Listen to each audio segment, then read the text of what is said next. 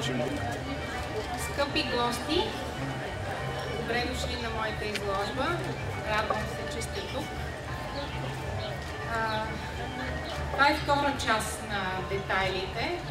Първата направих пред Музея за история на София през октомври месец, която имаше доста голям успех.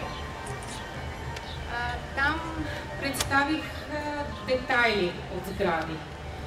Сега съм включила и цели сгради, като идеята ми беше, че те са част от София, като един детайл от София.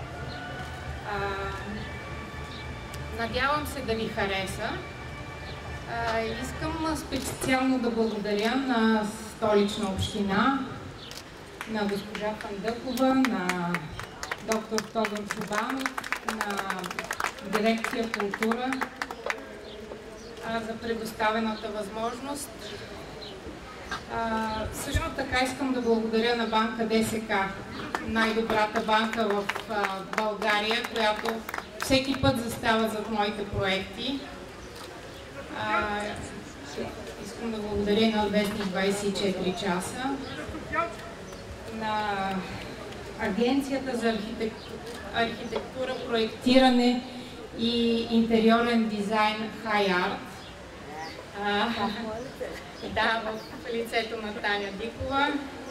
Да благодаря на магазин Лупо, на Грунт 1, на Асоциацията на интериорните дизайнери в България, на хотел и ресторант Еди,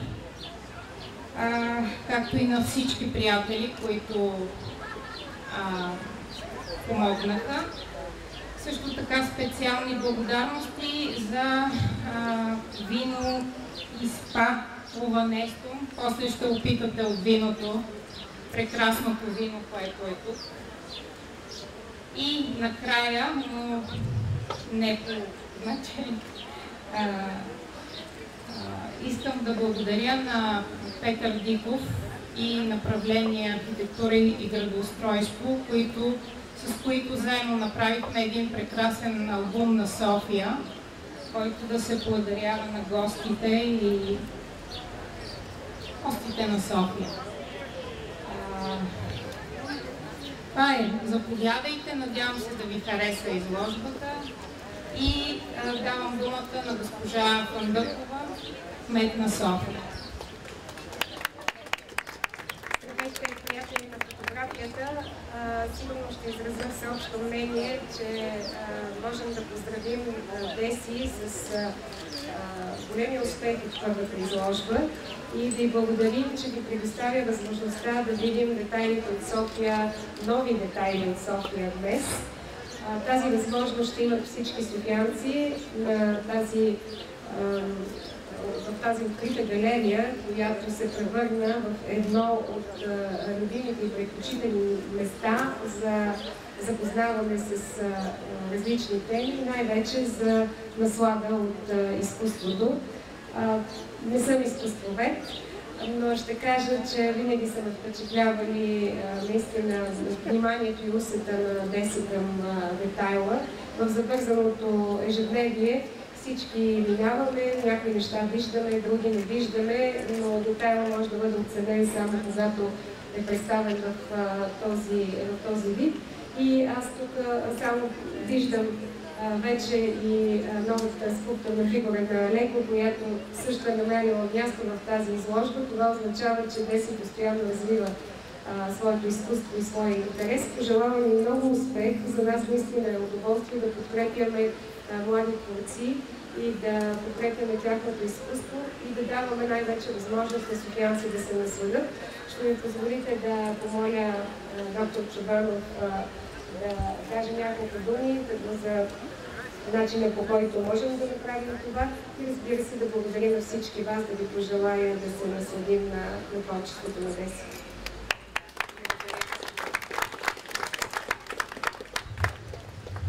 Уважаема госпожо Фандъкова, скъпа Деси, уважаеми дами и господа приятели, действително изключително приятен момент. Поредната, надявам се не последната, изложба на Деси, един забележителен творец, Един творец, който ни помага да открием скритото сред явното. Един голям писател беше написал, че на явните места са най-големите скривалища. Улиците на София са скрити нейните най-големи богатства.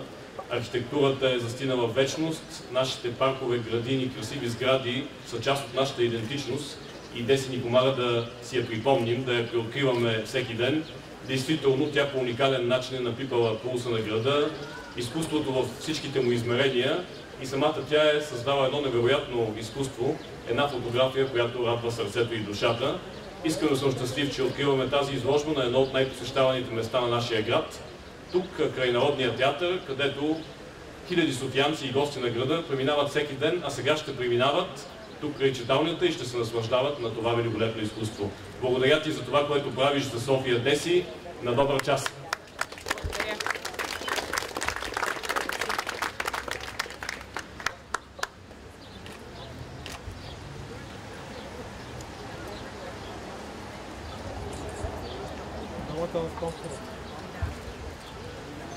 Добър вечер на всички. От името на банка ДСК искам да пожелая на Деси на добър час и се радвам, че сме част от едно партньорство, което подкрепя четиво с продължение, начина по който четем знаците на града, в който всички живеем. Деси е направила една чудесна комбинация между сецесион и урбан, неща, които ни ограждат, но не винаги забелязваме. Банка ДСК също се старае да бъде част от облагородяването на градската среда и мисля, че добре се справяме. Благодаря за вниманието. На добър час на Деси. Благодаря.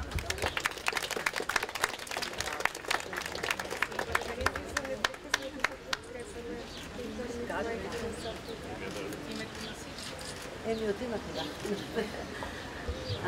Аз не мога да не се възхитя като архитект на творчеството и на красотите, на това, което е създава Деси.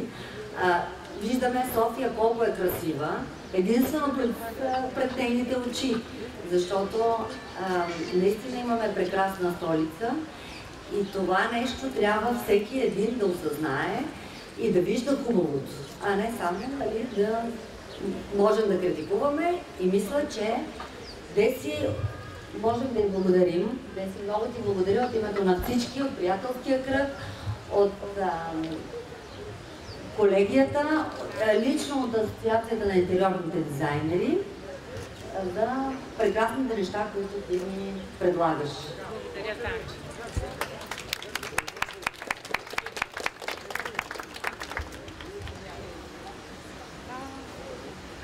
Другия. Ами какво да кажа, Десислава Колева е един наш изключително талантлив колега, дългогодишен фотограф, тенисист, скиор и очевидно има око за скритата красота на София. Тази е втората й изложба и според мен снимките са още по-хубави. Честито, Деси! Благодаря.